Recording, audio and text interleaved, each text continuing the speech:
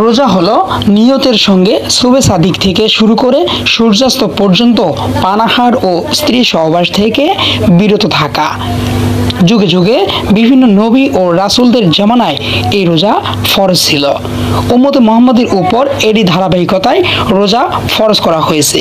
পবিত্র কোরআনে আল্লাহ তাআলা বলেন, হে ঈমানদারগণ, তোমাদের উপর রোজা ফরজ করা হয়েছে যেমন ফরজ করা হয়েছিল তোমাদের পূর্ববর্তীগণের উপর, যাতে তোমরা তাকওয়া অর্জন করতে পারো।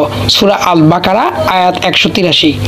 প্রত্যেক নবী ও রাসূলের উপর রোজা ফরজ থাকলেও এর সময়সীমা, মাস ও সংখ্যা নিয়ে কিছুটা তারতম্য ছিল। প্রতি চন্দ্রমাসের 13, 14 ও 15 তারিখে রোজা ফরজ ছিল হযরত আদম আলাইহিস সালামের উপর। এই 3 দিনের রোজাকে বলা হয় আয়ামে বীজের রোজা।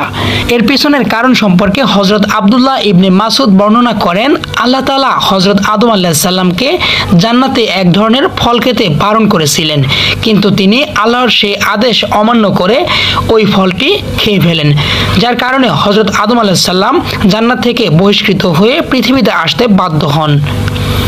সে সময় তার দেহের রং কৃষ্ণবর্ণ ধারণ করে। ফেরেশতারা হযরত আদম আলাইহিস সালাম এর দুর্দশা দেখে কেঁদে ফেলেন এবং আল্লাহর কাছে ফরিয়াদ করেন, হে আল্লাহ, আদম তোমার শ্রেষ্ঠ মাখলুক, তুমি তাকে জান্নাতে স্থান দিয়ে আমাদের দিয়ে সিজদাও করিয়েছিলে, মাত্র একটি ভুলের কারণে তার শরীরের রং কালো করে দিলে। তখন আল্লাহ তাআলা তাদের প্রার্থনার জবাবে হযরত আদম আলাইহিস সালামের কাছে ওহী পাঠালেন, তুমি চন্দ্রমাসের 13, 14 ও 15 তারিখের রোজা পালন করো। স্বয়ং নবীজি সফরে থাকা অবস্থায়ও বাড়িতে বসে এই আয়ামে বীজের রোজা রাখতেন। হযরত নূহ আলাইহিস সালাম এর সময়ও রোজা প্রচলন ছিল। তিনি ঈদুল ফিতর ও ঈদুল আজহার দিন ছাড়া সারা বছর রোজা রাখতেন। হযরত নূহ আলাইহিস সালাম এর যুগ থেকে শেষ নবী হযরত মুহাম্মদ সাল্লাল্লাহু আলাইহি ওয়াসাল্লাম পর্যন্ত প্রতি মাসে 3টি রোজার প্রচলন ছিল। অবশেষে আল্লাহ তাআলা রমজান মাস দিয়ে এই রোজাকে রহিত করে দিলেন। হযরত নূহ আলাইহিস সালাম এর পরের সময় নবী ছিলেন হযরত ইব্রাহিম আলাইহিস সালাম, তার সময়ে এই রোজার বিধান ছিল। আশুরার দিন আল্লাহ তাআলা বনী ইসরায়েলকে দুশমন থেকে রক্ষা করলেন, তাই হযরত মুসা আলাইহিস সালাম এই দিনে রোজা রেখেছেন।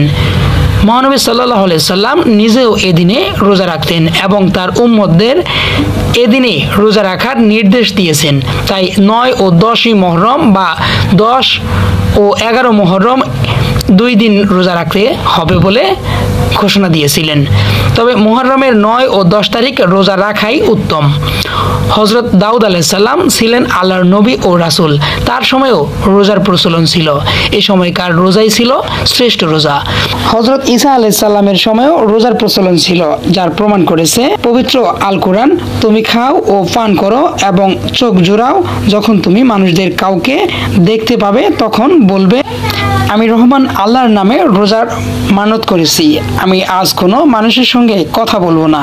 রাসূলুল্লাহ সাল্লাল্লাহু আলাইহি সাল্লাম এর উপর রোজা ফরজ হয় 2য় হিজরির শাবান মাসে, যা ছিল মহানবী সাল্লাল্লাহু আলাইহি সাল্লামের কিবলা পরিবর্তনের সময় ও হিজরতের অষ্টাদশ মাস। মহানবী সাল্লাল্লাহু আলাইহি সাল্লাম এর উপর রোজা ফরজ হওয়ার পরে নবী ও রাসূলদের জামানার রোজার যে বিধান ছিল তার ফরজিয়াত রহিত হয়েছে। তবে আগে এই রোজাগুলো সুন্নতি আমল হিসেবে এখানে কার্যকর হয়েছে।